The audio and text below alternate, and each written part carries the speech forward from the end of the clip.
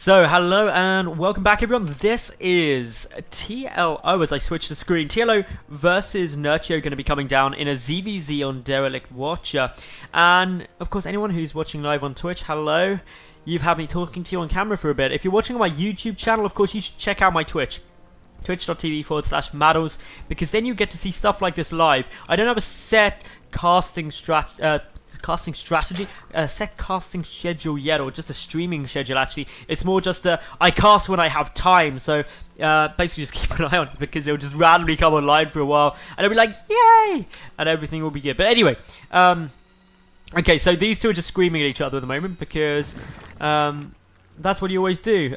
Players don't need casters. That's okay, fine, no need to cast. They don't need casters according to TLO, so I'll just sit here and just like let them do all the talking. I hope they say what they're doing though, because if they don't, that'd be pretty bad. Now anyway, let me introduce these two. Up in the top right, we do of course have the red Zerg player representing Team Liquid for a brief period, e.g. and now back to Team Liquid again. It is of course TLO and his opponent down in the bottom left. On Team Acer, it is the green Zerg player. It's Nerchio. Yeah, Nerchio is making an overlord. Now, good guy Nerchio, telling everything right. Of course, TLO might be like, if he's just making an overlord now, that seems a bit odd.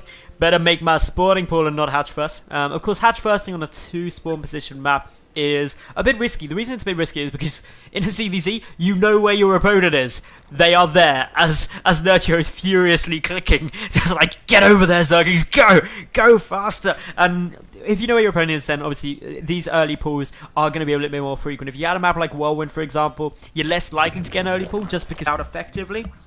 And actually getting that rush distance down is going to be a little bit more tough. But this isn't too much of an all-in. There's just 8 lings for the time. Oh, okay, this is now an all-in. We've got... Okay, it's still not a complete all-in. There's now just 10 lings out. So that's quite a lot of aggression, but the hatchery following it up. So 10 lings is enough to definitely force a cancel here from TLO, unless he gets out a lot of lings very, very quickly. You see he's actually extractor tricking...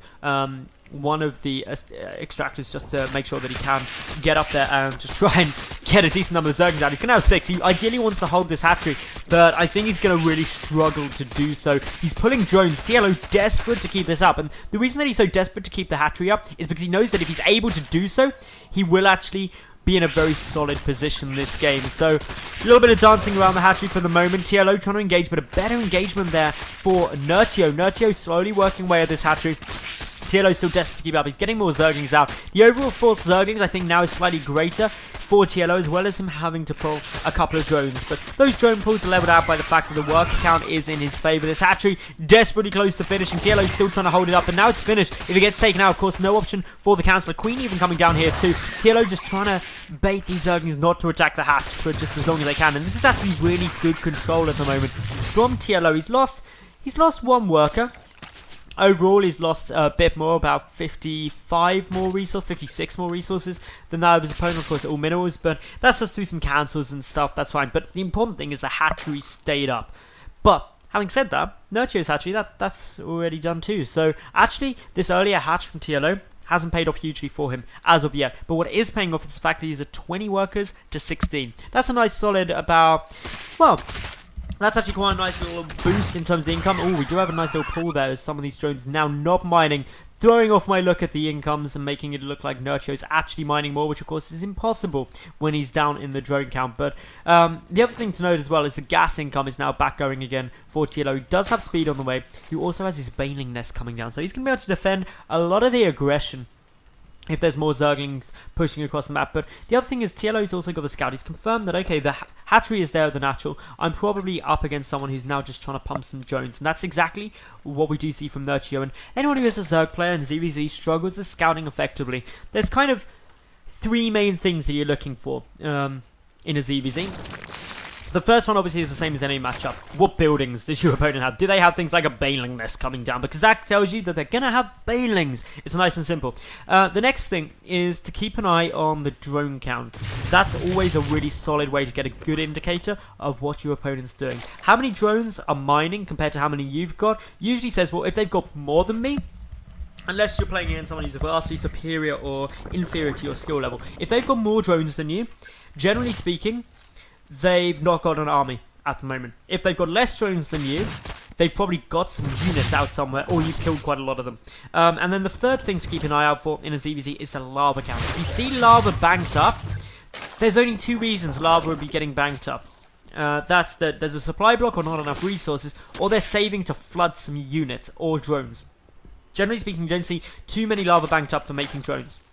So if you see that steady trickle of eggs coming through, that's probably not a lava bank, but if you see a lot of inactive lava sitting there, be ready for a flood of stuff. Maybe there's, say, a roach warren or something about to finish, and if that's the case, then they're saving up the lava. You'll also see a big flood of overlords potentially come out beforehand. Those are good things to keep an eye out for, just to know when things are coming. But TLO, he's adding on his roach warren, he's adding on his evolution chamber, but he's also got his 3rd and 4th gas coming. Notice, sorry, 2nd and 3rd, the 4th gas not yet taken in the main, so TLO just taking the lair, getting it at the natural as well. The reason for this is because he wants the extra health on this hatchery when it becomes a lair, just to make sure that it's a bit more secure from zergling one by later. But meanwhile, Nerchio still behind in the drone count a little, but he's getting down his baneling nest. Plus, TLO's got banelings, he's got roaches, getting +1 missile attack. He's going to be able to put up a good defense against banelings. So this is where Nerchio has to take a risk, and the risk that's going to get taken is the 3rd. Not too early though, because the 3rd is already up here for TLO, and that's been seen by Nerchio's overlords. So I take it back, this isn't even a risk now. This is still Nerchio trying to catch up, actually. He's got to try and level this out. He's getting out a lot of zerglings though. Notice they're all being hidden back out of the range of any of these overlords, and also somewhat of a hidden play actually by Nerchio here, because he's taken this 3rd and shown it to the Overseer, which just means that these Zerglings probably won't be too much expected. But roaches are already coming out. Banelings are there. We've got a couple of Banelings wandering around too. That means that the Banelings against this mass Zergling force could be incredibly potent. The roaches, not that good because there's not really that critical mass of roaches yet where they're able to engage well, but oh, Banelings. One Overlord for TLO. Is this going to be a hero? It is. It's going to be like, oh, hang on. That is a lot of Zerglings. More Banelings need to start morphing. The Banelings morphing have also been seen. This is just an all-in now from Nerchio. He's just going for it. He's 20 workers down. He has to do a lot of damage. TLO there with a couple of Banelings as well. He's trying to morph a few more. He's got to be so careful because this is a big group of Banelings ready to start coming in. Nerchio, well, he needs one nice trade. Oh my goodness, that trade was amazing in terms of the Baneling hits for TLO, but there's still just so many Banelings here for Nerchio that are coming in. The roaches have now been cleaned up outside the natural. Nerchio pushing through, takes out a lot of drones. This is leveling things out. TLO's still 10 ahead, desperately trying to get out a couple more roaches, but this trickle of roaches through won't be good for TLO. The reason it won't be good is because Zerglings against small numbers of roaches are very effective because the surface area on the roaches is huge. But as TLO starts getting more and more roaches out, they trade better and better as that surface area that the Zerglings are able to attack decreases. It's also good to hug the roaches up against buildings if at all possible to further reduce the surface area as much as possible. But look at this. TLO losing so many drones, 19 workers already killed, and the speedlings just still streaming across the map, and that's really all the Nerchio is doing. 32 more lings on their way up. Taking that 3rd is a bit of a fake out just for the extra production. The lair very, very low. The unit's getting prioritized because this lair can ultimately get taken down later. But if the critical mass of roaches are achieved, that's when this push may not win Nerchio the game. But to be honest, TLO right now is going to have to pull off nothing shy of a miracle because this speedling flood is just near unstoppable at the moment. The roaches are doing an okay job. I mean, the supplies are okay and exactly equal for the time being, but that's because roaches are very supply heavy. It's not an equal example. Now, this queen getting hugged by the drones to make sure the Zerglings can't engage with good control here, but unfortunately, it does still go down nonetheless. TLO just desperately trying to get as many roaches out as he possibly can, just constantly filling them, but Nerchio just doing nothing but producing speedlings at the moment, as well as the +1/1 upgrades for them. So his long-term plan is, I will make speedlings, and if that doesn't work, I will make upgraded speedlings, and hopefully that will work. But yeah, Nerchio, if he takes out this lair, which he should now do, this is going to hurt TLO's production, and to be honest, that may very well trigger the GG, because I don't see any way TLO can make this work. He's got +1 missile attack for his roaches, but there's just so many speedlings here. Drones are getting taken down. The worker count is very soon to become greater for Nerchio compared to TLO, and the roach count just never seeming to get up to that critical mass, and Speedling Flood just pretty much never ending. The third, maybe the next target position, forcing these roaches out, but just the sheer fact that the natural is down is great news for Nerchio. A couple of roaches moving out, again 1-1 upgrades for Nerchio. Are just getting closer and closer. TLO just trying to get a mass of roaches out at some kind of reliable pace. As we see, just constantly getting separated, allowing the Speedlings to surround them.